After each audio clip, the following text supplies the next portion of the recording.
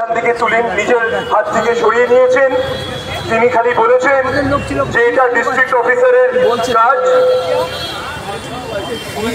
কি করে নিয়ে আসলো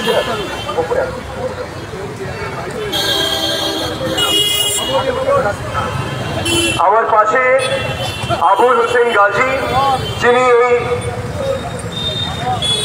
যার নাম এই আজকের যে ভোটার লিস্টটা বেরিয়েছে সেই ভোটার লিস্টে নাম ছিল না, কিন্তু আমরা এখানে যে ভোটার লিস্টটা ধরে আছি 2002 সালের অরিজিনাল ভোটার লিস্ট, 2002 সালের অরিজিনাল লিস্ট, সাপ্লিমেন্টারি লিস্ট, সেখানে ওনার নাম, তার সঙ্গে তারও 33 জনের নাম আছে। এবং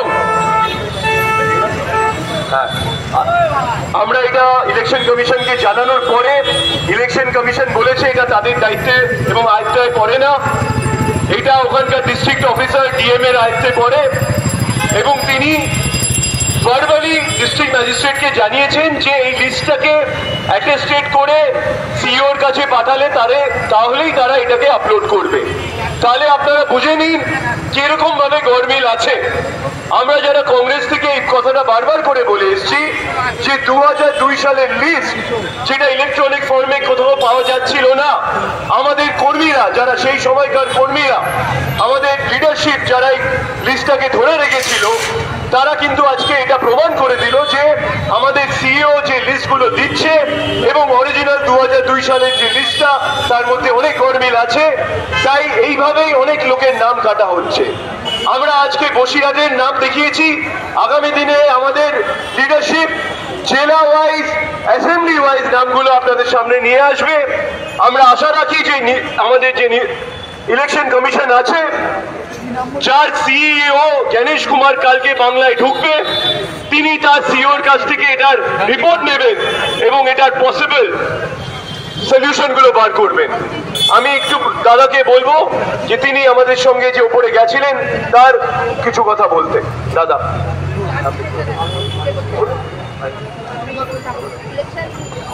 আমাদের আবুল হোসেন সাহেব, ওনার নাম বাদ গেছে যে 34 জনের মধ্যে উনি একজন। আমরা বসিরহাট দক্ষিণ বিধানসভার অন্তর্গত, আমাদের যখন এই লিস্টটা 2002 সালে তখন বসিরহাট ছিল 95 বসিরহাট, এখন 2025 সালে 124 বসিরহাট দক্ষিণ হয়েছে, ওটা ভেঙে দুটো হয়েছে বসিরহাট। তো যখন লিস্ট নির্বাচন কমিশন আপলোড করলো, আপলোড করার পরে আমাদের কাছে অভিযোগ আসছিল, আমরা যেহেতু বসিরহাট মহকুমা কংগ্রেসের রাজনীতিটা করি, তো আমাদের কাছে বহু জায়গা থেকে রিপোর্ট আসছে যে আমার নাম নেই, আমার নাম নেই, এ বলে আমার নাম নেই। তো আমরা এই লিস্টটা খুঁজে পাই, খুঁজে পাওয়ার পর নির্বাচন কমিশনের যে লিস্ট আপলোড করেছে সেই লিস্ট আমরা কম্পিউটার থেকে বার করে আমরা দেখি 24 জনের নাম নেই। আমরা সঙ্গে সঙ্গে বিডিও সাহেবের কাছে আমরা গিয়েছিলাম অভিযোগ জানাতে, বিডিও সাহেব কোনো সদুত্তর দিতে পারেনি। মহকুমা শাসকের কাছে আমরা গিয়েছিলাম গত কয়েকদিন আগে, সেখানে অল পার্টির মিটিং ছিল, সেখানে আমরা ব্যাপারটা উপস্থাপন করলাম। তিনিও বললেন ঠিক আছে, ব্যাপারটা আমাদের কাছে জেরক্স কপি দিন এবং আমাদের কাছে একটা অ্যাপ্লিকেশন দিন।